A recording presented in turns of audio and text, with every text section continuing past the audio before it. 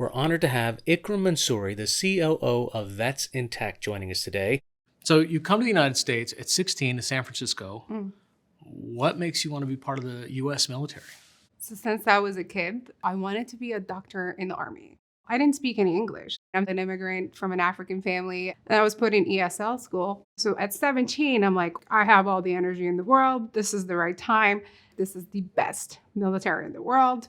And so I went on to join during my second year of college. Did you finish in 4 years and then you came out, or how long did you stay in? I stayed in for 8 years.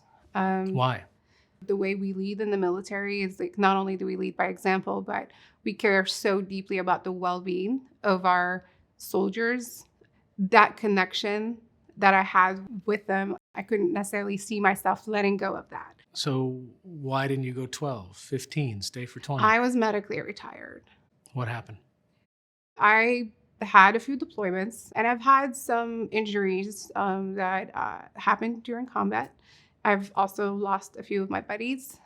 And 8 years in, it's just, I was dwindling, like health-wise. I wasn't necessarily taking good care of myself.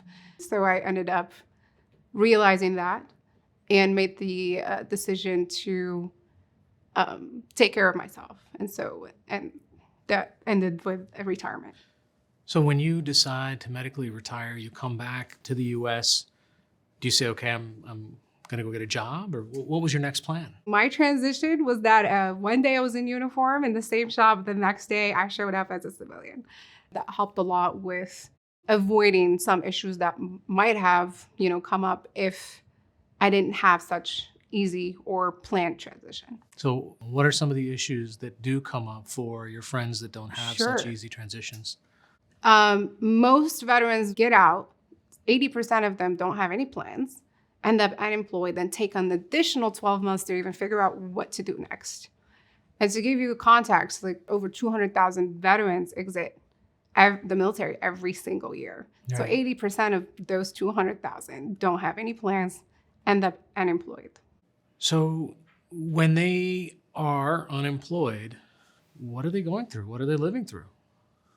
Hell, right? A lot of the main causes do stem from mental issues and just being in the dark space and lack of support. Some of these issues also stem from financial stability, being able to take care of your family. And those are critical times for veterans who struggle with PTSD, TBI, or other issues. What do you wish was there to prevent that? Opportunities, faster, with easier access to get them back on their feet. Well, what is VetsinTech able to do? Is it about placement? Is it about kind of creating a pipeline where these companies can draw from? What do you do to get these veterans jobs? At VetsinTech, we train around 1,000 veterans and military spouses a year in technical skills through our VetsinTech Academy. And we have a tech coalition that consists of over 45 tech giants, including IBM, Boeing, Meta, Salesforce, also JP Morgan and others. And then we have the entrepreneurship side, which is another major area of focus for us because 49% of post-World War II veterans went on to start businesses. Post 9/11, or as we call it, millennial veterans, pursue entrepreneurship at 4.9%. 49% of post-World War II veterans started businesses. Yep, versus 4.9 right now. Millennial veterans at 4.9. What are the challenges that they're facing? In our interviews with veterans and military spouses, access to capital has been the number one issue. In June, we did the first venture capital summit because in order to have that access to capital, you have to have some representation in the venture capital space. It's important to note that your average veteran who leaves at 22, though that might seem young, this average veteran comes with leadership skills. I think at the very minimum, we can use that.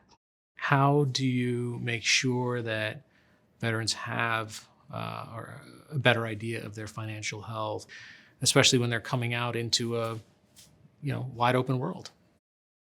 There is absolutely a need for a collaboration between all key stakeholders, including government entities, nonprofits, and private sector, to provide unique niche education on financial literacy, financial health for veterans. We as veterans have so much to tap into in terms of benefits, but because lack of education in the space, we don't. We can only really make impact and change through collaboration. For more content on veterans and work, visit WorkingNation.com.